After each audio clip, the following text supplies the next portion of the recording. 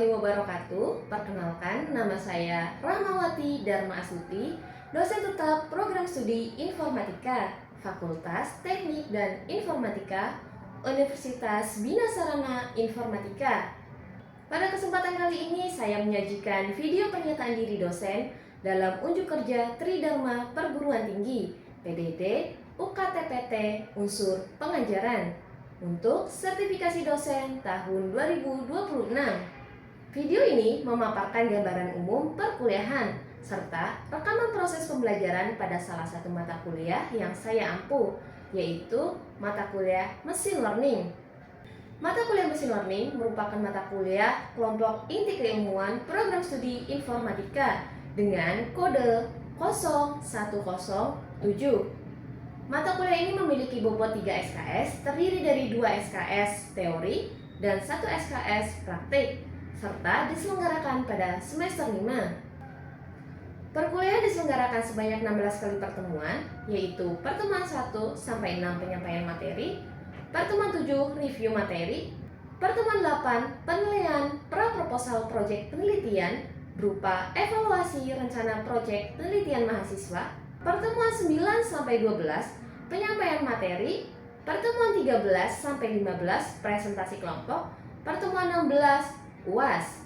Mata kuliah Machine Learning mengajak mahasiswa untuk memahami ide dasar, intuisi, konsep, algoritma, dan teknik untuk membuat komputer menjadi lebih cerdas.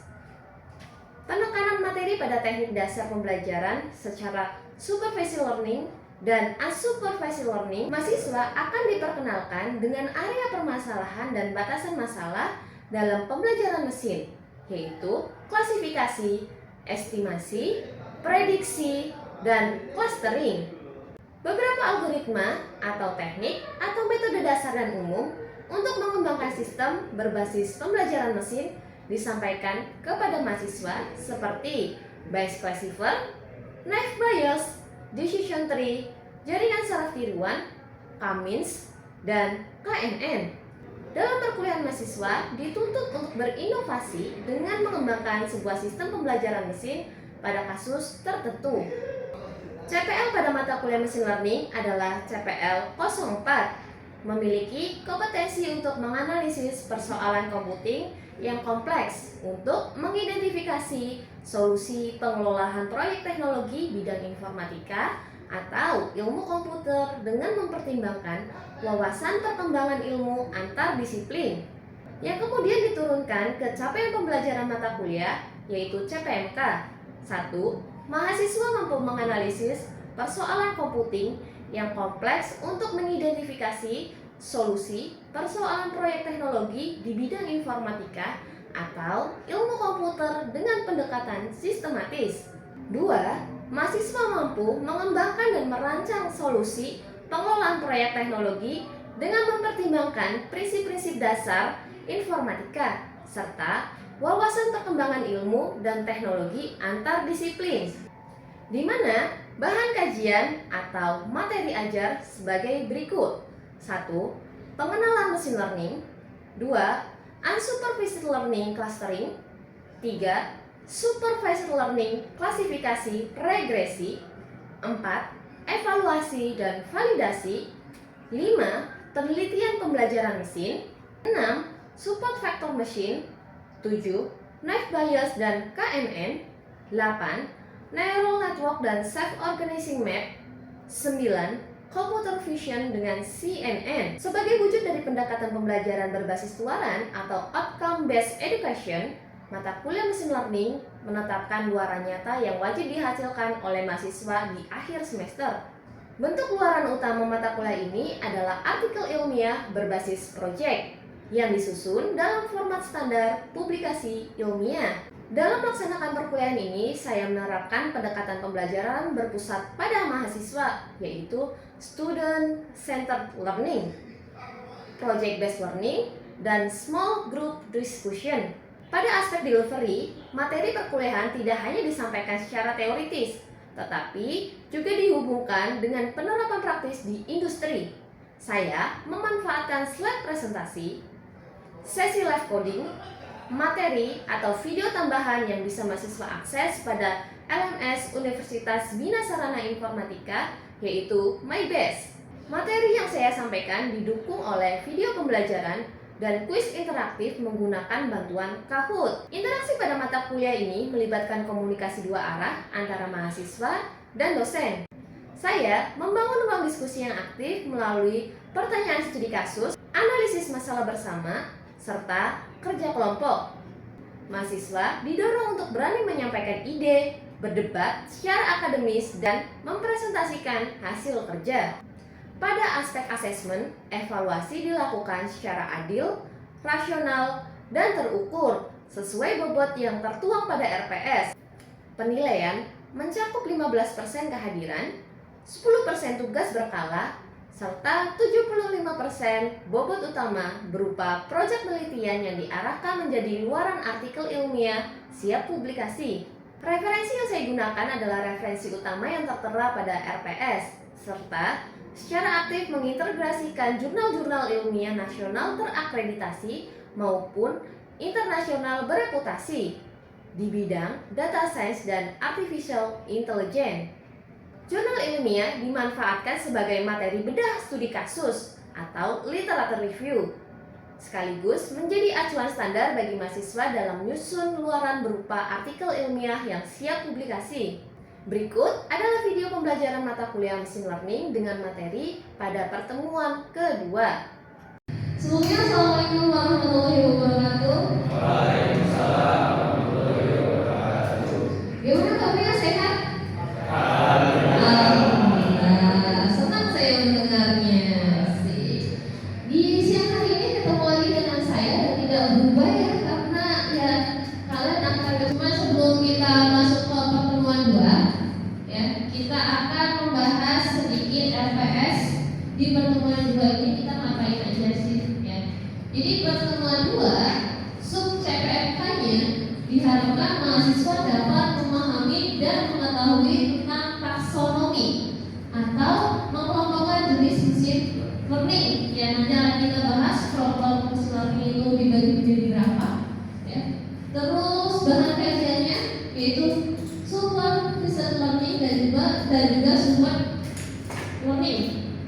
Terus di sini ada metode pembelajarannya di pertemuan 2 yaitu kuliah diskusi. Jadi kita nanti akan melakukan diskusi ya selama perkuliahan. Silakan kalau kalian ingin bertanya ataupun saya akan melemparkan pertanyaan ke kalian karena di sini sifatnya diskusi. Di mana TM sebanyak 3 kali 50 menit dan juga di sini ada tugas PT 3 kali 60 menit dan juga BM belajar mandiri sebanyak 3 kali 60 menit. Nah, selanjutnya di pertemuan kedua sini pengalaman belajarnya mahasiswa menyimak, mencatat, bertanya dan diskusi mengenai taksonomi dari mesin learning. Untuk teknik penilaiannya di sini ada tes lisan ya. Jadi nanti kita mungkin ada kuis teman-teman sekalian. Selanjutnya indikator penilaiannya dapat menjawab pertanyaan dengan tepat. Jadi minggu kedua ini seperti yang tadi saya sampaikan, saya harap teman-teman sekalian bisa memahami terkait taksonomi pembelajaran mesin.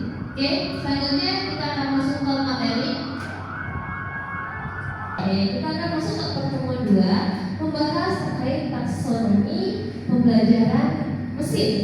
Nah, sebelum kita masuk ke taksonomi pembelajaran mesin, kita mau review dulu nih, balik dulu pas pertemuan 1. Kita kan sudah mempelajari apa itu mesin learning, terus di kehidupan sehari-hari mesin learning itu digunakan di mana saja, kayak gitu kan ya.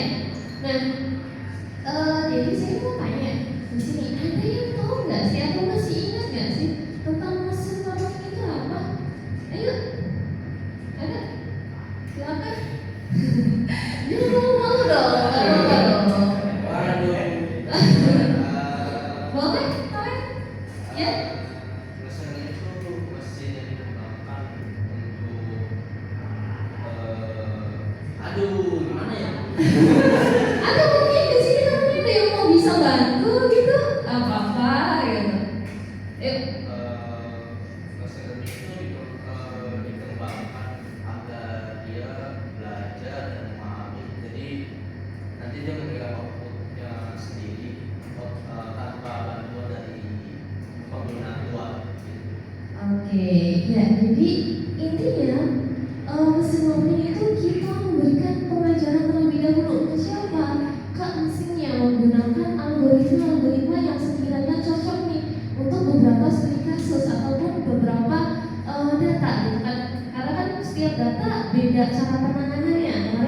sudah bahas kan ya. Jadi yang nggak jauh beda apa yang tadi disampaikan oleh Pak Alen. Nah selanjutnya nih di sini teman-teman sekalian, sekiranya saya mau mesin learning. Oke, next selanjutnya kita akan masuk ke pertemuan yang kedua, yaitu taksonomi pembelajaran mesin. Tapi sebelum masuk ke taksonomi pembelajaran mesin, nah kita diperlukan untuk memahami tentang 5 hal, yaitu yang pertama. Selanjutnya kita akan bahas yang pertama dulu. Di sini ada vektor dan juga matriks, di mana vektor dan matriks ini merupakan representasi data. Nah, data dalam mesin learning ini kan ada banyak jenisnya ya. Ada data berupa gambar, terus juga teks ataupun tabel data. Nah, bagaimana sih tabel ataupun gambar, teks bisa diolah menggunakan mesin learning? Nah, ini nanti akan kita pelajari di pertemuan-pertemuan berikutnya. Jadi kita untuk pertemuan kedua cukup memahami terlebih dahulu terkait taksonomi mesin learning. Lanjut. Nah, tadi kan ada data seperti gambar, teks ataupun tabel. Dan pada dasarnya semua data itu disimpan dan juga diproses dalam bentuk matriks dan juga vektor. Misalnya nih teman-teman sekalian, contohnya kalian kan udah sering ya akrab dengan foto itu ada pixelnya kan. Nah contohnya foto deh biar gampang. Untuk foto sendiri biasanya nih kan ada foto berukuran 28 pixel kali 28 pixel atau 28 kali 28 pixel. Nah 28 kali 28 ini merupakan representasi dari matriks angka itu sendiri. Jadi nanti akan lebih mudah ketika nanti teman-teman kita akan berhubungan yang kedua untuk melakukan operasi pada vektor dan matriks. Ya, nanti untuk melakukan perhitungan itu akan lebih mudah. Vektor adalah matriks yang hanya memiliki satu kolom saja, ya, satu kolom saja ataupun hanya memiliki satu baris saja. Intinya satu kolom atau satu baris, tidak lebih, tidak kurang. Ya. Nah, penulisan vektor sendiri itu dituliskan dengan huruf kecil dan dicetak tebal. Contoh penulisan vektor itu matriks adalah susunan angka, ya, susunan angka-angka dalam membentuk bujur sangka. Ya, jadi vektor huruf kecil cetak tebal, kalau matriks huruf besar cetak tebal. Dan matriks ini terdiri dari atau memiliki n baris dan p kolom.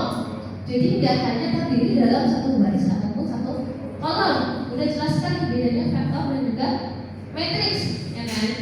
Nah, matriks A bisa disebut juga dengan matriks yang berukuran n kali p. Jadi kita sebut barisnya dulu baru kolom, ya.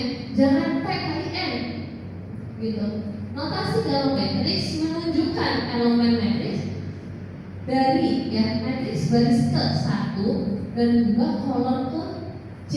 Ya, ini 3. Sudah paham terkait matriks ya? Sangat mudah bukan? Mudah. Jadi sekarang coba saya akan contoh teman-teman sekalian. Kalau ada yang mau maju ke depan buat menyelesaikan pertanyaan ini gampang banget ya. Pas matriks B kan ditulis dengan huruf tebal B, ini kan. Terus ukurannya atau ordo, ukuran itu ordo ya sebutannya ya, gitu. Ordonya berapa?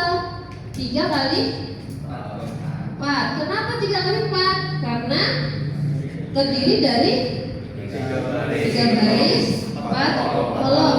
Ya. Ingat ya, intinya kalau matriks itu disebutnya baris dulu baru kolom. Ya. Jadi B itu nama matriks, 3 kali 4 itu ukurannya disebut dengan ordo, ya. Terus kita akan masuk ke bahas elemen matriks baris ke I dan kolom ke I, J, ya. Maksudnya gimana? Jadi misalkan di sini kita membahas terkait elemen dari si B. Ini nulisnya kalau kita bahas elemen berarti B-nya B kecil. Ya. Jadi kalau misalkan kita mau menyebutkan atau mau mencari elemen matriks baris ke 3 kolom ke 2 itu nulisnya gimana? Berarti gini, B baris ketiga kolom ke kolom ke kedua. Berarti ini B 3 2. Nilainya berapa?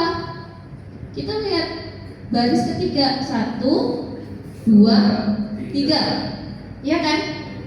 Nah, berarti barisnya ke sini, baris ke sini. Berarti kita dan dikotakin. Kolomnya ke berapa? Kedua. Kolom 1, kolom 2, kolom 3, kolom 4. Kolom kedua kan? Nah, berarti kolom kedua itu letaknya di sini. Nilainya berapa? 4. Oke, berarti elemen dari B32 adalah nilainya 4. Paham sampai sini ya? Cukup. Siapa? Dava boleh? Palen? Kamu mau? Boleh. Silakan. Oke, maju. Silakan. Kamu mau tahu si C ini ordonya berapa kali berapa? Ditulis aja di sini, boleh lanjutin atau 3 kali 3. Kenapa 3 kali 3? Karena dari kolomnya itu ada 3. Coba. Di kolomnya ada 3 baris. Di kolom ada 3, di baris juga ada 3. Baris yang mana? Baris yang ini, kolom yang ini. Oke, sip. Coba saya minta tolong elemen C22. Berarti nulisnya gimana?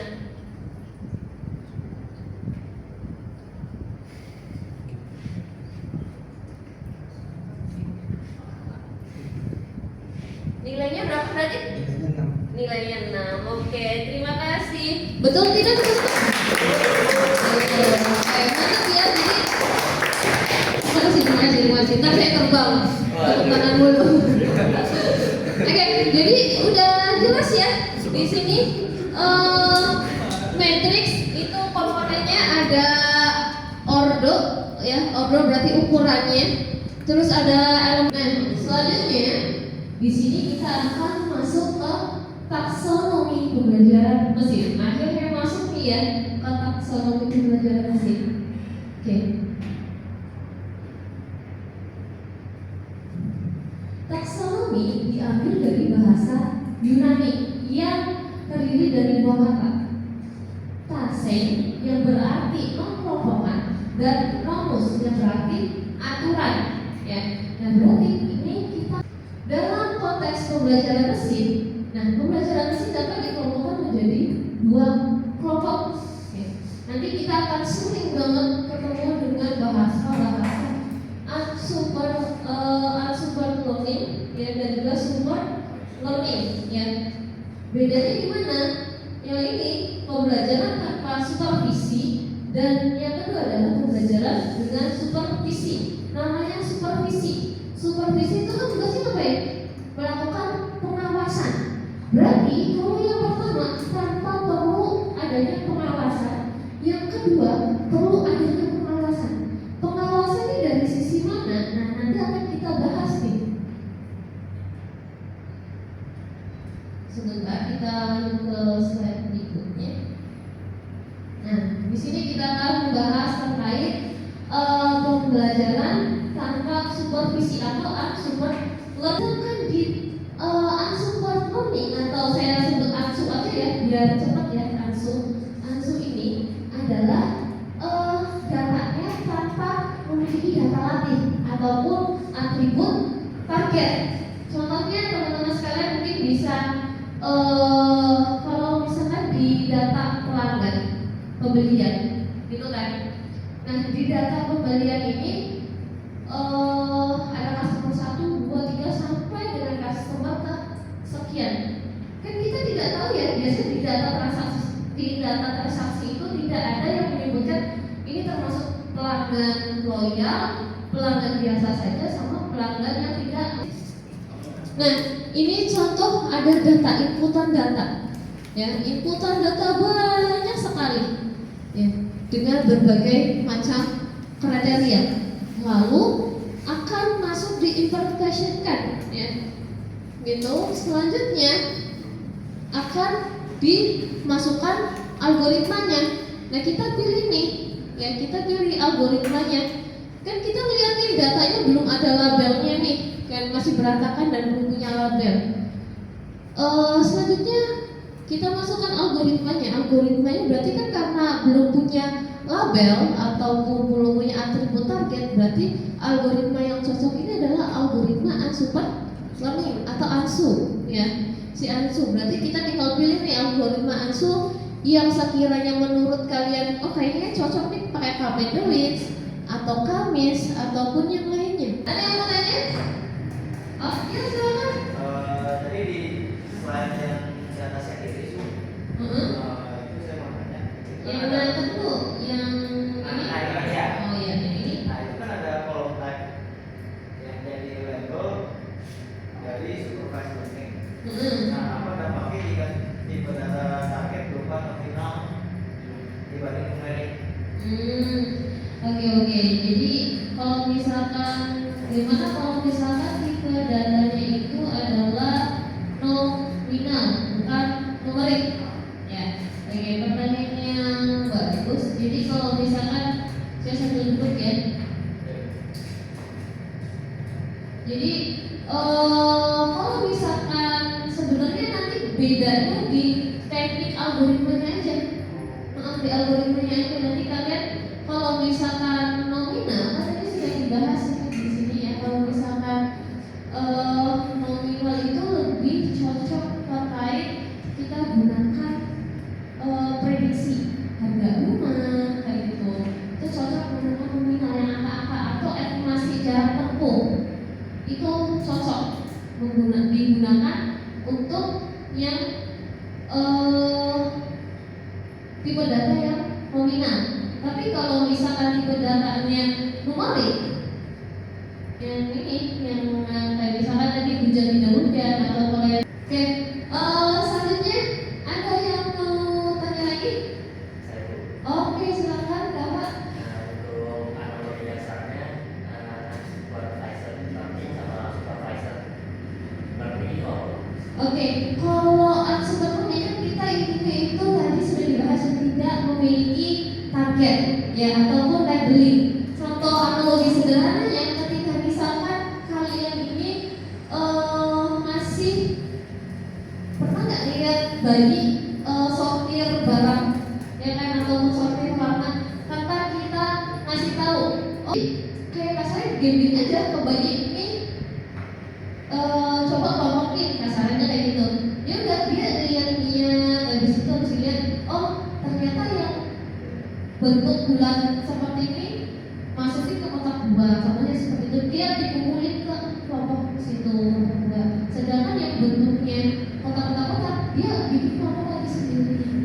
Itu contoh dari unsupervised learning analogi sederhananya. Kalau untuk analogi yang super learning itu ya tadi berarti kita sudah memberikan pelatihan terlebih dahulu kepada si bayi. Contohnya ketika kita memberikan pengajaran kepada anak-anak, ya, angka 1, 2, 3 kita ulang-ulangi terus, ya, kita ngajarin anak kita ulang-ulangi terus ini angka 1, angka 2, angka 3. Nah setelah itu kita tiba-tiba ngasih data baru nih, jebret, ini angka berapa tulisannya, ini angka berapa deh, dan dia menjawab angka 3. Dia sudah tahu. Karena kenapa? Karena kan kita sebelumnya sudah melatih si adik kalian itu kan, adik kalian sendiri itu udah kalian latih. Ya, sedikit kuis mana nih? Kuis berhadiah. Di scan boleh? Kelihatan nggak? Iya. Saya mulai atau masih menunggu yang lain? Mulai ya. Silakan dijawab. 3, 2, 1. Kuis bom medis A memiliki N baris dan baris dan N kolom. Berarti cara nulis ordonya seperti apa tadi? Apa dulu kali apa?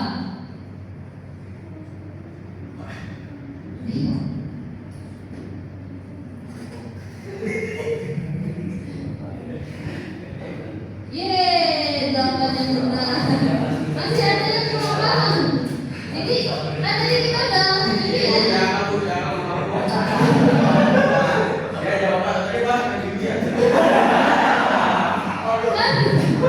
Kan kita ini ya tadi kan ya.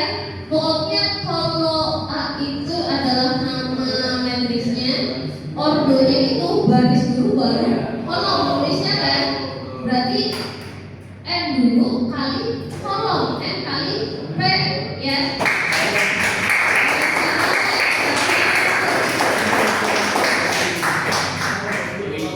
Oh, Rean. Oke. Ya, lulus ya. Cukup sekian hari ini. Tidak ada yang ditanyakan lagi, saya yakin tidak ada. Jadi saya tutup. Wassalamualaikum warahmatullahi wabarakatuh.